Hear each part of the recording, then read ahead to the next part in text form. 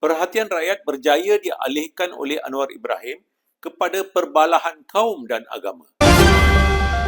Perdana Menteri Anwar meniru skrip politik Donald Trump.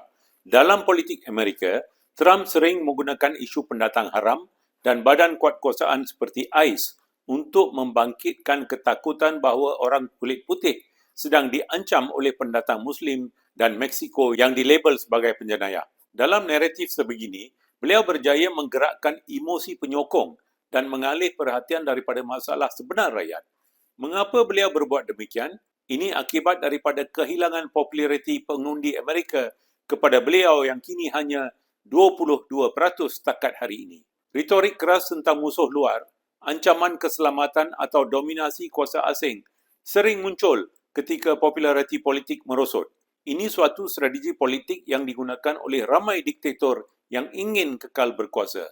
Mereka mencipta musuh, membakar sentimen perkauman dan agama dan menutup kegagalan pentadbiran mereka sendiri. Corak politik kebencian kaum dan agama di Amerika kini berlaku di Malaysia. 2 hingga 3 bulan lalu, rakyat Malaysia marah dengan PMX atas cadangan untuk menghalau masyarakat Melayu dan India keluar daripada kota atas nama pemodenan melalui Undang-Undang URA. Pemimpin PAS yang berhormat Tuan Ibrahim mengingatkan kita bahawa yang paling terkesan dalam URA ini adalah kaum Melayu dan kaum India. Rakyat membantah cadangan Anwar Ibrahim dan perundangan URA beliau. Adalah dipercayai sudah ada pun persepakatan di kalangan ahli-ahli politik dan tauke-tauke besar dan pemaju atas alasan membangunkan kota, tetapi hakikat sebenarnya rakyat miskin dihalau daripada kota kerana dikatakan rumah-rumah mereka sudah lapuk. Kos sara hidup meningkat, gaji tidak naik. Anak muda Melayu dan India dalam ekonomi gig terus bergelut tanpa jaminan masa depan, manakala tauke-tauke gig ekonomi seperti Grab mengaut keuntungan hasil titik peluh anak-anak muda kita. Buat pertama kali, negara melihat rakyat berbilang kaum bersatu tenaga dan semangat membantah URA, kos sara hidup, gaji minima yang tidak naik. Ini ditambah pula dengan tindakan Anwar Ibrahim yang kononnya ingin membenteras rasuah tetapi tidak bertindak dalam kes-kes rasuah yang ketara di Sabah. Orang yang membawa bukti ke muka pengadilan dijadikan dan diperlihatkan sebagai penjenayah, iaitu LBT. Isu Zara melihat rakyat berbilang kaum bersatu menentang kezaliman. Masalah kampung baru berlarutan dan tiada penyelesaian hingga hari ini. Kampung Sungai Baru pula dirobohkan. Isu keabsahan dan pelantikan Anwar sendiri sebagai Perdana Menteri menjadi antara skandal paling terbesar dalam sejarah demokrasi Malaysia. Kemudian, negara dikejutkan dengan suatu perjanjian yang dibuat oleh Anwar Ibrahim dengan Trump tanpa merujuk kepada Parlimen, tanpa mendapat perkenan Duli Yang Maha Mulia Yang di-Pertuan Agong dan Majlis Raja-Raja Melayu. Perbuatan menandatangani perjanjian tidak sah ini telah menjual kedaulatan negara kepada Amerika. Ini berlaku ketika rakyat Palestin dibunuh setiap hari dengan kejam. Rakyat marah dengan Anwar Ibrahim kerana menjemput Trump ke Malaysia. Sejak dulu lagi banyak isu ditimbulkan dalam media sosial bahawa Anwar adalah orang suruhan Amerika dan Yahudi. Sama ada ini benar atau tidak, saya tidak tahu. Tetapi apa motif menjual negara, kedaulatan dan REE negara kita tanpa had kepada Amerika? Rakyat bangkit, rakyat marah.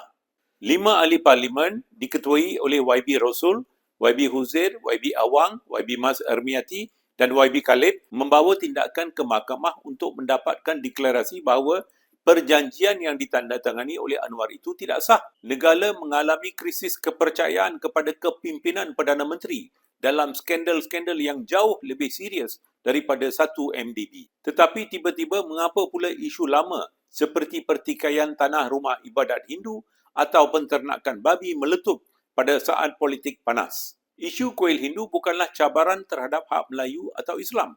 Ia adalah kesan kegagalan dasar sejarah, khususnya selepas pemindahan paksa besar-besaran komuniti ladang pada era 80-an berjumlah 800,000 orang India serta penukaran dan pensuasaan tanah estet. Banyak kuil telah wujud sebelum merdeka, namun status perundangan mereka tidak pernah diselesaikan secara tuntas oleh kerajaan-kerajaan terdahulu dan sekarang, menyebabkan keadaan di mana kuil-kuil tersebut kini berada di atas tanah milik swasta atau kerajaan. Penternakan babi pula telah wujud sejak sebelum merdeka, termasuk di kawasan seperti Tanjung Sepat.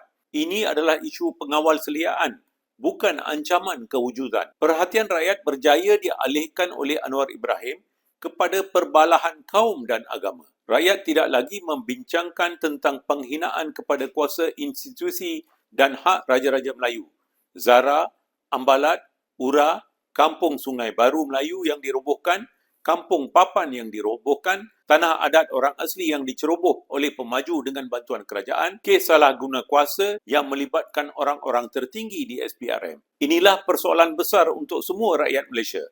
Adakah kita sedang dibimbing ke arah penyelesaian dan memartabatkan kedaulatan negara atau sedang dialihkan ke arah perpecahan? Politik yang matang bukan tentang siapa yang paling kuat menjerit isu identiti kaum dan agama. Politik yang matang adalah siapa yang mampu menurunkan harga barang, menaikkan gaji, membina rumah mampu milik, melindungi pekerja, memperkukuh institusi demokrasi, memperkukuh dan melindungi institusi diraja, memperkukuh institusi demokrasi.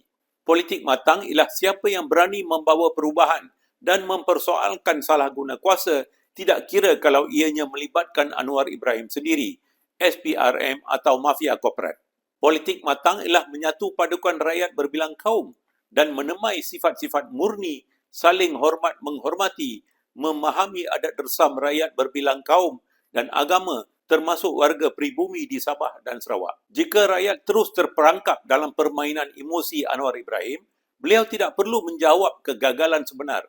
Tetapi jika rakyat berani bangkit bertanya soalan sukar seperti saudara Rafizi baru-baru ini, negara boleh maju dan mencapai kemakmuran tulen.